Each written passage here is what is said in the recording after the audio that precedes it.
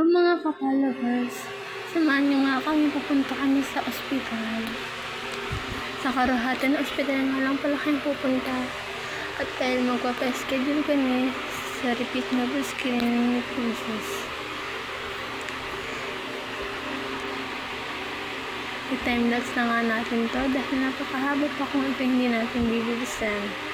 At ayan mga ka-followers, sabi na nga ng kapartner ko, ang tangkad niya daw. At ayan mga ka-followers, nakasakay na kami, ngunit sobrang traffic naman mga ka-followers. Dahil nga, puro truck ang nasa labas. Ang lalaking mga truck mga ka-followers ang aming nakasabay. At maya mga nga, pinaspastay ko na nga ulit ito mga ka-followers. At dahil nabuboring na nga kami ng aking kapartner, dahil sobrang traffic talaga mga ka-followers, naglaro na nga lang kami dito ng Plants vs Zombies. At ayan, nakausog-usog na nga kami mga ka-followers.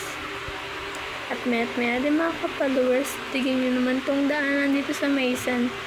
Pakalubak-lubak. Hindi ko alam kung nakasakay ba kami sa jeep o sa carousel. O diba mga ka-followers, kailan kaya ito maayos? Tagal-tagal na nito mga ka-followers, since nung sa St. Paul pa lang kami nag-aaral. At ayun mga ka-followers, napadaan nga ako kanila kami sa sementeryo dahil sobrang traffic. Tingnan nyo, nagre-ready na nga yung mga nagtitindang mga bulaklak. Dahil ngayon malapit na ang araw ng patay mga ka-followers. Tingnan nyo naman mga ka-followers, ang lalaki talaga ng mga truck. Maya nga, andito na kami sa isa pang sasakay namin jeep at nag-aantay. At yan, scroll ko na nga yung mga ka-followers, andito na nga ako sa loob ng ospital. Ako lang nga pala ang pinapasok dito. Dahil yung kapartner ko ay bawal nga pala. Itong target natin mga ka-followers, ang newborn screening ng aking baby na si Princess. At pagkatapos ko nga pala magpa-schedule ng newborn screening ni Princess mga ka-followers, ay pumunta nga pala ako sa aking implant or family planning. Dahil gusto ko nga alamin kung kailan ang aking balik. At ayun mga ka-followers, uuwi na nga kami ng aking kapartner. Ngunit ang lakas naman ng ulan.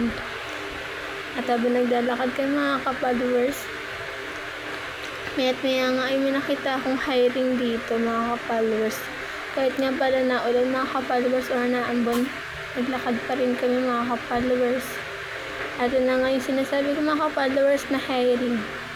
Pinicturean ko nga pala yan. Ayan na nga, lumakas na nga ang ulan mga ka-followers. Buti ay nasa loob na kami ng jeep nung lumakas yung ulan na ganyan. Pakalakas talaga yung mga ka-followers at traffic pa. Ay nakong buhay to. Dumaan nga pala kayo mga ka-followers sa 3 is Maysan. Dahil kukunin ko yung relit namin ng bigas na 5 kilo. At ayan mga ka-followers, maya ngayon nagpirma na ako at umuwi na din ako kami kaagad ng aking kapartner. At nadaan na naman nga kami sa lubak-lubak dito sa may Maysan. Hindi nga namin alam kung saan ba kami nakasakay.